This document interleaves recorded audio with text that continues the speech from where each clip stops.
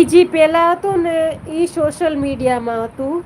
એમાંય દૂર દૂરથી હું કઈ બીજું કઈ હતું નહીં. સોશિયલ મીડિયા વાળા કઈ રિલેશનશીપ નો કહેવાય. ઈ તાર લોકો ફાલતુમાં ટાઈમ વેસ્ટ કર્યા જેવો છે. સોશિયલ મીડિયામાં જે થાય ને એમાં કોઈ કઈ કાઢી નથી લેતું.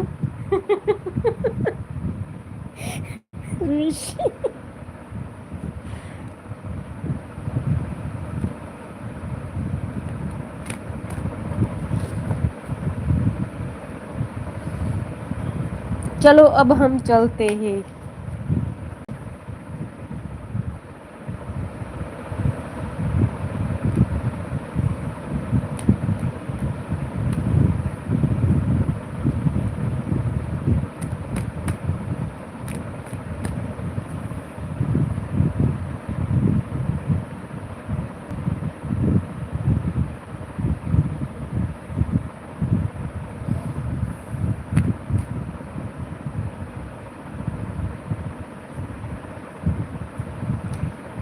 તો સારું કહેવાય ઋષિ.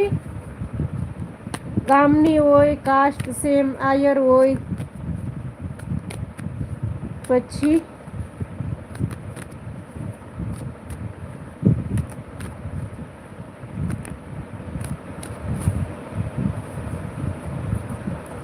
તો શું પ્રોબ્લેમ થયો?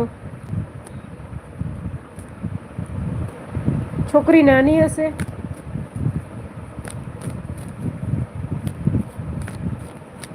ઈ બધું સેમ હોય ને તો શું પ્રોબ્લેમ થાય? હું તને કહું ઋષિ, તો શું પ્રોબ્લેમ થાય કે બધાને ખબર પડી જાહે તો વાતું થાહે.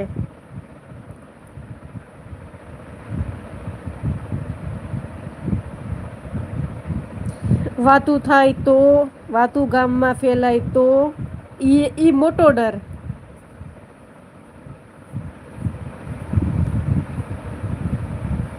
પાછું આગણી એવું બને કે તું આગણી બધામાં વાતું કરવા માંડ તો ઈને પ્રોબ્લેમ થાય. તો વેલી ઘેર વાત પૂગે. કાલે કાલ પૂગતું હોય તો આજ મામેરું આવે.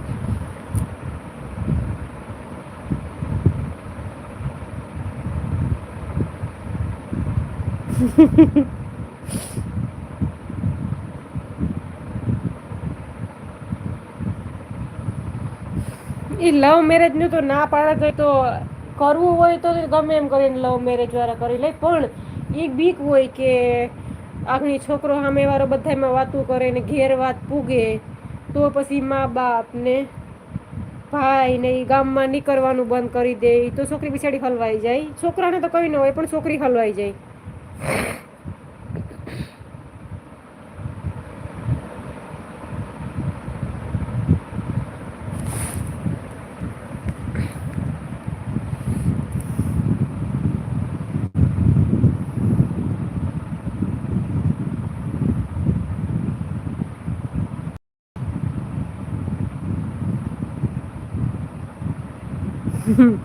પણ કેમ કે આહિરની જતી તમારી જતી એટલે વાંધો ન આવે.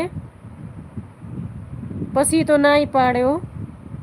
સામે વાળાને ન ગમે તોય ના પાડે. ન દેવું હોય તો